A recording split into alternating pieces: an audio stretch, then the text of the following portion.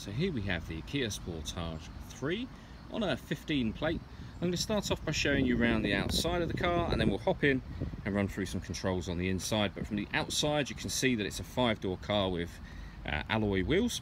Let's start off inside the boot and then work our way around the rest of the car from there. So as we approach the back of the car, you'll see we have reversing sensors, plenty of boot space as well, along with that 60/40 split folding rear seat. And then underneath this carpet section, a full-size spare alloy wheel. Okay, so we're just going to work our way back round to the front of the car, and then we'll hop in and run through some controls on the inside. But now that we've done a full circle of it, you can see it's in lovely condition the whole way round. Just briefly before we climb in, I think it's well worth seeing the interior from this exterior point of view. You get full leather seats. There's plenty to run through on the dashboard, so let's hop in and we'll do that now.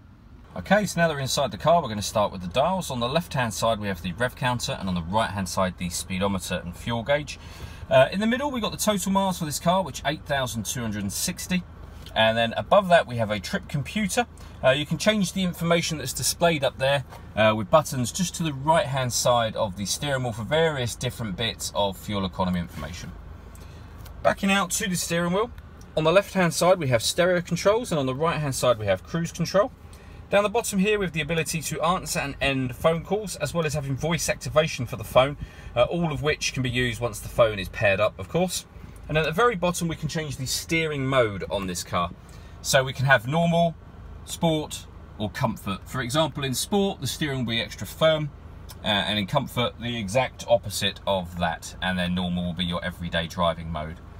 Over in the centre, we've got the main stereo for the car. So this is where you'll pair your phone, amongst other things.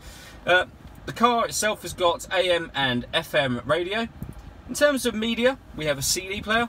You can also listen to your music via the auxiliary or USB inputs as well. Working our way down, we have dual zone climate control. So you can adjust the temperature on the passenger and driver side. Fan speed up and down from here. When you're happy with those settings, hit that button to turn the air conditioning on. Or you can put it on auto by pushing that button in, and the car will take full control of the fan speed itself to maintain the temperatures you've asked for, and you can override that at any point in time you wish to.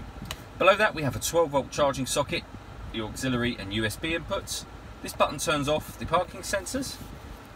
We then have driver and passenger heated seats and a 6-speed manual gearbox. All that leaves me to say is thank you for taking the time to watch this video. If you'd like to come and see the car in person and have a test drive, please feel free to call any of our MJA sites. We'd love to hear from you soon.